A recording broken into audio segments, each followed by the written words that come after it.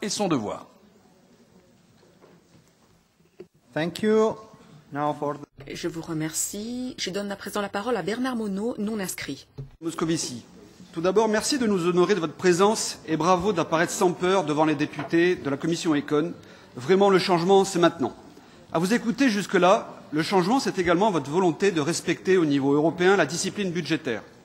Pourtant, sans être cruel avec vous, je suis quand même obligé de vous rappeler que c'est sous votre ministère que la France a été placée le 5 mars dernier sous surveillance renforcée par la Commission européenne pour ses dérapages budgétaires permanents. Ce n'est donc pas pour votre bilan à Bercy que M. Juncker vous a désigné, mais c'est bien pour le seul critère d'embauche valable, votre nationalité. Le cap des 2 000 milliards d'euros de dette publique a été franchi récemment, soit 30 000 euros par Français. Et bientôt, le seuil de 100% du PIB sera atteint. Normal, c'est le logiciel ultralibéral de l'UMPS en France qui bug. En réalité, pour tout le système, il y a urgence que la France, deuxième économie de la zone euro, se réforme, car sa banqueroute financière entraînerait la fin de la monnaie unique. Alors, vous l'avez dit, vous êtes déterminé à faire vos preuves. Aussi, ma question est simple, Monsieur Moscovici.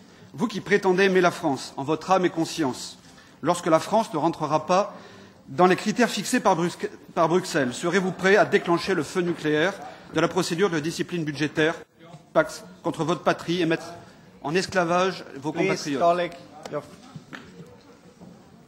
Je n'ai pas bien compris, franchement, Monsieur Monod, si vous me reprochiez de ne pas défendre l'euro, que me semble-t-il vous défendez peu, de mettre mon pays d'origine en esclavage, ou bien de ne pas respecter les disciplines. Il y avait un peu de confusion, je dois le dire, dans votre propos, si vous le permettez. Il faudra peut-être que vous-même vous clarifiez vos propres options.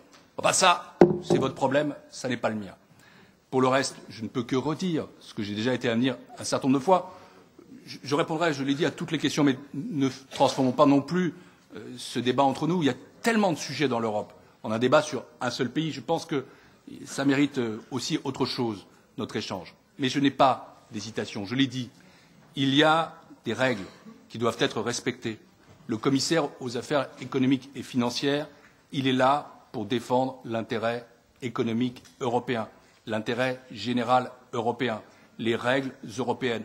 Je ne pense pas qu'on puisse assimiler ces règles en quoi que ce soit à un feu nucléaire. Il faut avoir un peu de pudeur, un peu de décence par rapport à ceux qui ont été victimes de l'arme nucléaire. C'est arrivé, ou qui sont menacés par ça. Non, il y a des règles, et ces règles, elles prévoient toute une gradation.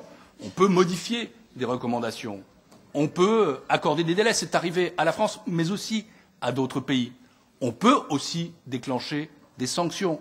On peut renforcer les mécanismes de surveillance. Ça existe. Et toute cette palette, elle est à la disposition du commissaire que je suis, mais de la Commission tout entière, car ces décisions, elles doivent être prises collégialement. Et je ferai en sorte que cela soit ainsi. Et donc vous pouvez être tout à fait tranquille, Monsieur Monod. D'abord, c'est bien dans le rôle d'un commissaire européen que j'entends agir. J'entends le faire avec l'arme des règles, qui n'est pas une arme nucléaire, mais une arme intelligente et subtile. J'entends le faire avec toute l'intelligence que précisément ces règles autorisent, mais avec toute la fermeté qu'elles exigent.